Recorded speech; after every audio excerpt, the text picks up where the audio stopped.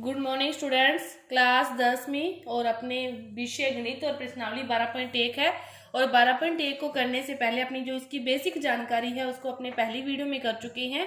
उसको देखते हुए समझते हुए आप इस क्वेश्चन के सभी जो इस चैप्टर के जो सभी क्वेश्चन है इनके उत्तर आप आसानी से दे सकते हो।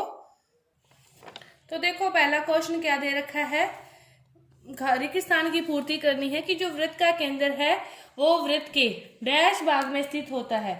वृत्त का जो केंद्र है, अपने ये वृत्त बनाते हैं तो वृत्त का केंद्र कहाँ स्थित होता है, उसके अंत्य भाग में या बहिर्भाग में, उसके अभ्यंतर भाग में स्थित होता है। तो इसमें क्या आएगा, अभ्यंतर मतलब अंत्य भाग में स्थित होता है। दूसरा क्वेश्चन, एक बिंदु जिसकी वृत्त के केंद्र से दूरी त्रिज्या से अधिक हो और वह वृत्त में कहाँ स्थित होगा। अब देखो ये आपके पास वृत्त है और ये केंद्र से दूरी क्या है, उसने क्या कहा है, केंद्र से दूरी त्रिज्या तक तो ये होगी। केंद्र से परिधि को मिलाते हैं तो ये क्या कहलाती है, त्रिज्या कहलाती है। लेकिन ये क्या कह रहा है, त्रिज्या से अधिक हो तो वो कहाँ जाएगा, बाहर की तरफ जाएगा, यहाँ पे कहीं होगा कहीं भी। तो फिर ये वाला बिंदु कहाँ स्थित होगा, अभ्यंतर भाग में या बहिर्भाग में, बहिर्भाग में। क्या आएगा, बहिर्भाग में, कि जिसकी दूरी उसके त्रिज्या से अधिक होगी वह उसके बहिर्भाग में स्थित होगा। इसके बाद देखो, वृत्त की सबसे बड़ी जीवा वृत्त का क्या होती है। मैंने आपको समझाया था कि वृत्त की सबसे बड़ी जीवा उसके केंद्र से गुजरती है और वही वृत्त का क्या होती है, व्यास होती है। वही वृत्त का व्यास होती है और उसके केंद्र से गुजरती है। एक चाप डैश होता है जब इसके सिरे एक व्यास के सिरे होते हैं। अब देखो व्यास, ये रहा व्यास के सिरे होंगे, व्यास मतलब केंद्र के दोनों सिरे जब, तो ये वाला चाप क्या कहलाता है, अर्धवृत्त। ये वाला चाप क्या कहलाता है, अर्धवृत्त कहलाता है जब इसके सिरे एक व्यास के सिरे होते हैं। क्या होता है, अर्धवृत्त होता है। इसके बाद देखो, एक वृत्त जिस तल पर स्थित होता है उसे कितने भागों में विभाजित करता है। एक वृत्त जिस तल में स्थित होता है, एक बाहर का, एक अंदर का, एक उसके ऊपर का, उसे 3 भागों में विभाजित करता है। कितने भागों में, 3 भागों में विभाजित करता है। इस क्वेश्चन में बड़ी गलती करते हैं, 2 ही भाग मानते हैं, एक बाहर का एक अंदर का, लेकिन वह उसको 3 भागों में विभाजित करता है। कितने भागों में, 3 भागों में। इसके बाद देखो दूसरा क्वेश्चन है, सत्य असत्य करनी है अपने को, कि केंद्र को वृत्त पर स्थित किसी बिंदु को मिलाने वाला रेखाखंड, केंद्र को वृत्त पर स्थित, देखो कोई केंद्र है, ये ऐसे केंद्र है वृत्त का, केंद्र से वृत्त पर स्थित किसी भी बिंदु को, वृत्त ये हो गया, मिलाने वाला रेखाखंड, ये वाला रेखाखंड क्या कहलाता है, कहीं भी मिला दो ये हमेशा क्या कहलाएगी, त्रिज्या ही कहलाएगी ना।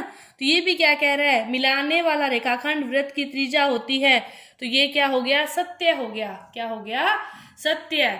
और इसके बाद दूसरा क्वेश्चन, एक वृत्त में समान लंबाई की 4 जीवाएं होती है। 4 लिख रहा था, 4 जीवाएं होती है, नहीं कितनी भी हो सकती है। कि आप ये वृत्त है, ये वाली जैसे 3 है, इधर से ऐसे भी 3 हो सकती है, ऐसे भी 3 हो सकती है, ऐसे भी हो सकती है, कितनी भी हो सकती है। तो जरूरी नहीं है कि 4 ही होगी, तो अनंत हो सकती है। तो यह क्या हो गया, गलत हो गया, असत्य हो गया। इसके बाद देखो, यदि एक वृत्त को 3 बराबर चापों में बांट दिया जाए तो प्रत्येक भाग दीर्घ चाप होता है। असत्य है। क्यों असत्य है, कि यदि 2 भागों में बांटते तो एक भाग छोटा और एक बड़ा कह सकते थे अपने, लेकिन इसने क्या लिख दिया कि 3 बराबर, तीनों ही बराबर हैं, तो फिर कौन सा लघु होगा, कौन सा दीर्घ होगा, तो फिर कुछ भी नहीं होगा, सारे ही क्या होंगे, एक जैसे होंगे। कोई भी लघु नहीं होगा, कोई भी दीर्घ नहीं होगा। जिसने कहा कि दीर्घ चाप होता है, तो ये क्या हो गया, गलत हो गया।